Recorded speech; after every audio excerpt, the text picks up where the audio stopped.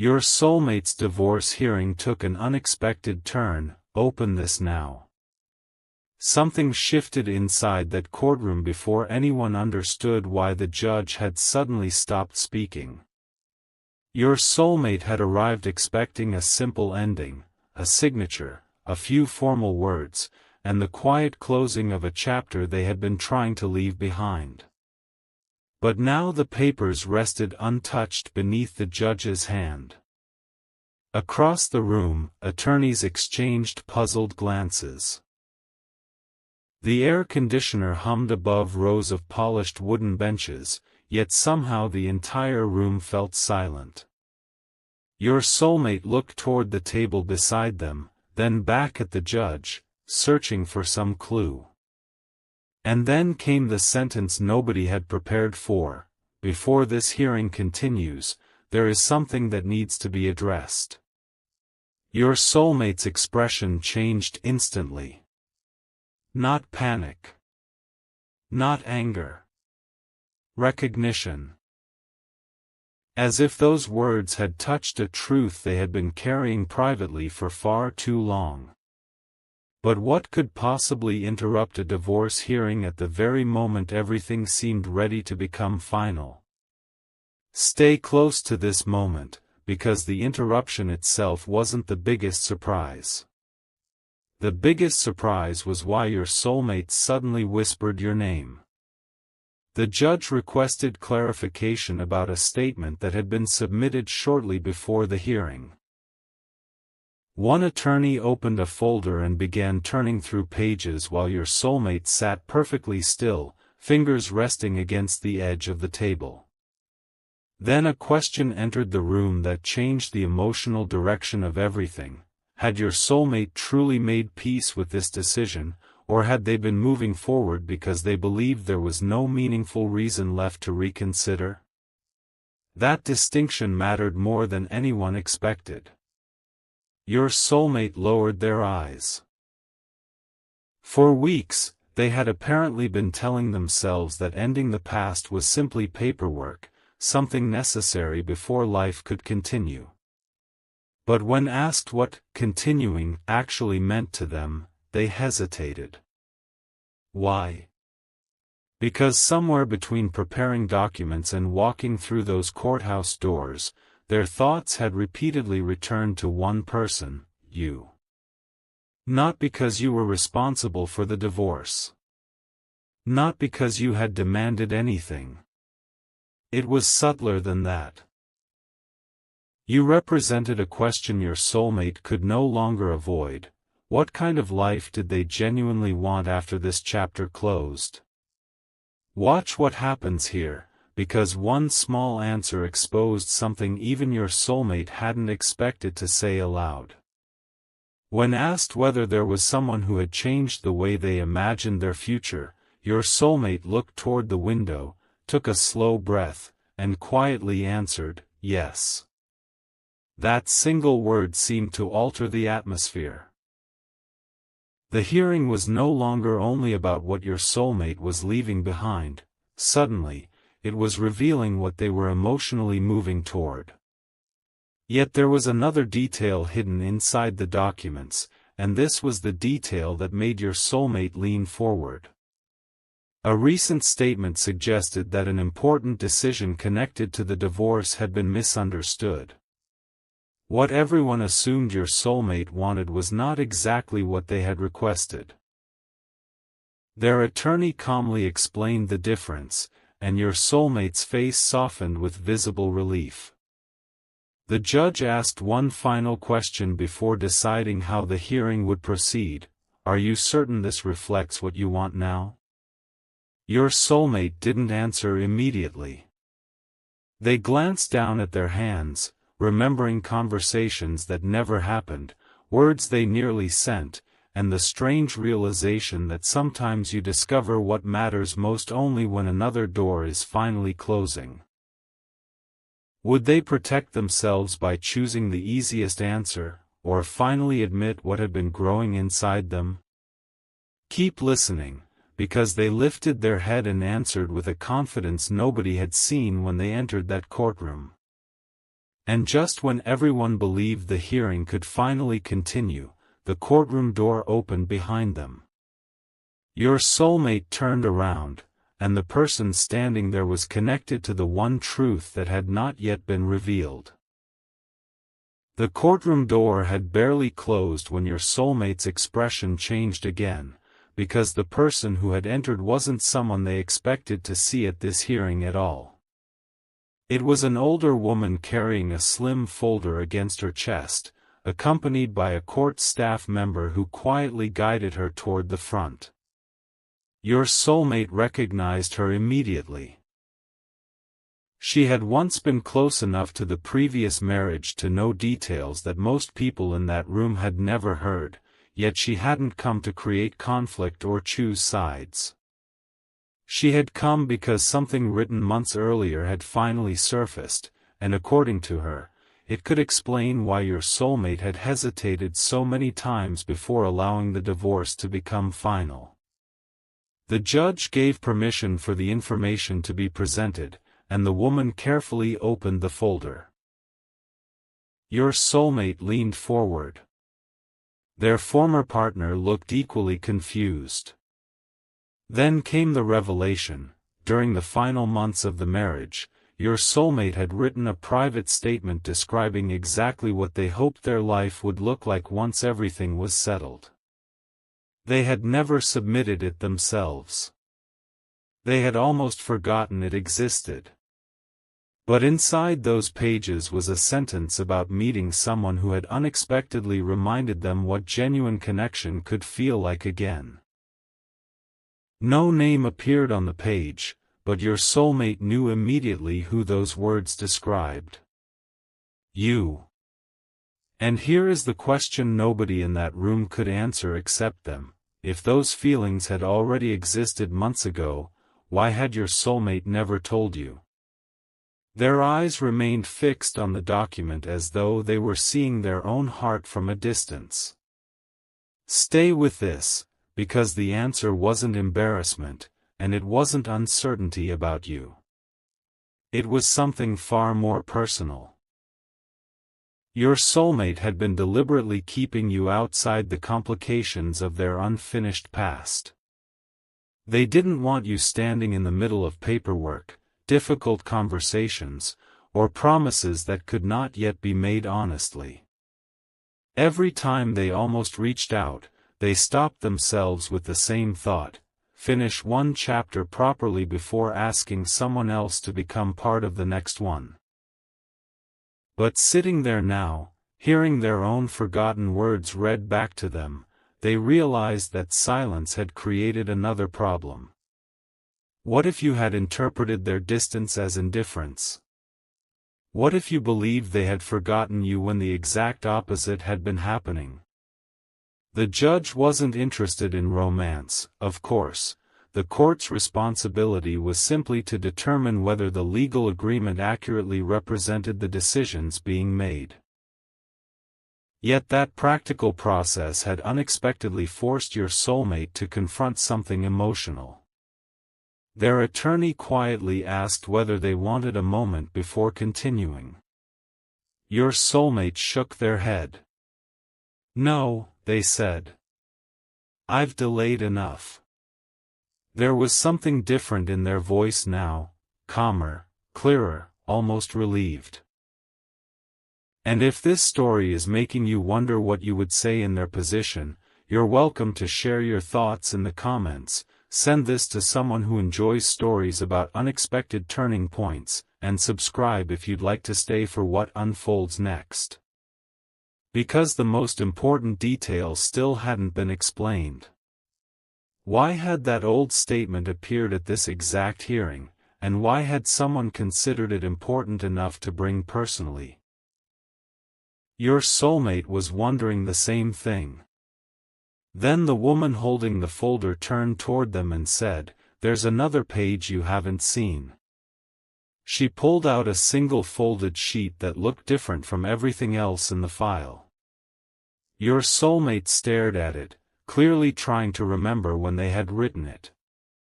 The woman explained that the page had been placed separately because it wasn't part of any legal request. It was simply something your soulmate had written during an earlier conversation about what they wanted after the divorce. The judge made it clear that the personal page itself would not determine the legal outcome, but by then your soulmate barely seemed aware of anyone else in the room. Their attention was locked on those handwritten lines.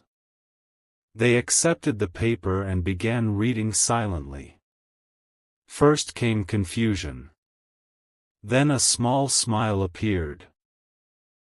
The kind someone makes when an old version of themselves has somehow predicted exactly what their future heart would need. Months earlier, your soulmate had written that once everything was truly finished, they wanted to stop living according to fear, timing, appearances, or what other people expected. They wanted to find the person who made ordinary conversations feel important, tell them the truth without hiding behind circumstances, and finally ask the question they had been afraid to ask. And suddenly your soulmate understood why this hearing felt so different. The unexpected turn wasn't merely that new information had appeared. It was that the final legal step toward closing their past had placed their own forgotten promise directly back into their hands. But there was still one complication. Before anything could be finalized, the judge needed clarification on a provision buried deeper in the agreement, one your soulmate believed had already been resolved. Their attorney scanned the page, stopped abruptly, and leaned closer. Your soulmate whispered, "What is it?" The attorney looked up and said quietly, "This changes the timing." And in that instant, your soulmate realized the courthouse might not be letting them walk into their new beginning quite as quickly as they had imagined. The attorney kept one finger pressed against a paragraph near the bottom of the agreement, and for several seconds your soulmate could only watch their face, waiting for an explanation. The provision wasn't dramatic, but it mattered. One final condition had been written in language that could be interpreted two different ways, and until everyone agreed on what it actually meant, the judge wasn't prepared to approve the document exactly as presented. Your soulmate's shoulders dropped slightly. They had walked into that courtroom believing today would bring complete closure, and suddenly there was a possibility that another delay stood between them and the future they had finally admitted they wanted. But then something surprising happened. Instead of becoming frustrated, your soulmate became unusually calm. They looked again at that handwritten page, the old promise to stop hiding behind circumstances, and almost seemed to understand that this delay didn't have to become another excuse. How many times had they told themselves, "I'll speak when everything is perfect"? And what if perfect timing had never been the real requirement? Their attorney explained that the disputed language might be clarified immediately if both sides agreed to a revised version. Across the room, the former partner quietly spoke with their own attorney, then looked toward your soulmate. There was no dramatic confrontation, only two people recognizing that keeping an old chapter unnecessarily complicated would help neither of them. A few quiet sentences passed between the attorneys. Papers moved across the table. Then the former partner nodded. Your soulmate looked almost stunned. The obstacle that had appeared capable of postponing everything might actually be resolved before anyone left the courtroom. But there was one question still hanging over the hearing. Would the judge accept the revision today? The judge read the proposed clarification carefully while the room returned to that strange courthouse silence where every turning page seems louder than it should. Your soulmate waited, but their attention kept drifting toward the personal note resting beside their legal documents. Something had clearly changed inside them. Earlier, they had treated the divorce hearing as a finish line. Now they seemed to understand it differently. As a boundary between the life they had already lived and the life they would finally have to choose deliberately. Then the judge looked up. The clarification was acceptable, but both parties needed to confirm that they understood the revised language and were making the decision voluntarily. Your soulmate answered first. Their voice was steady. The former partner answered next. And then came an unexpected moment nobody had planned. Before the proceeding moved forward, the former partner turned slightly and said, almost under their breath, "You should tell them." Your soulmate froze. Tell whom? The answer was obvious from their expression. Somehow, the person sitting across from them had understood that there was someone outside this marriage who mattered deeply to your soulmate. Perhaps it had been visible for longer than your soulmate realized. Perhaps people notice when someone begins imagining a different future. Your soulmate quietly asked, "You knew?" The former partner gave a small, understanding smile. "I knew there was someone you were protecting from all of this." That sentence landed differently than anything else said that morning. Your soulmate had believed their silence was invisible, but suddenly they discovered that even their restraint had been telling a story. And then the former partner added something your soulmate never expected to hear. Don't make them wait just because you're afraid of getting the words wrong. Those words followed your soulmate as the judge returned attention to the final documents. A signature was requested. Then another. Your soulmate picked up the pen, paused for only a second, and signed with a quiet certainty that had been missing when they first entered the room. This wasn't a celebration of something ending. It was an acknowledgement that sometimes closure arrives gently, without villains, without dramatic battles, simply because two people finally understand that holding on to yesterday cannot create tomorrow. The judge reviewed the completed pages once more, and your soulmate sat back, breathing differently now. Yet before the final statement could be made, their phone vibrated silently inside their pocket. They ignored it. A second vibration followed. Then a third. Their attorney noticed and whispered that they could check it if necessary. Your soulmate hesitated, reached for the phone beneath the table, and glanced at the screen. Everything in their expression changed.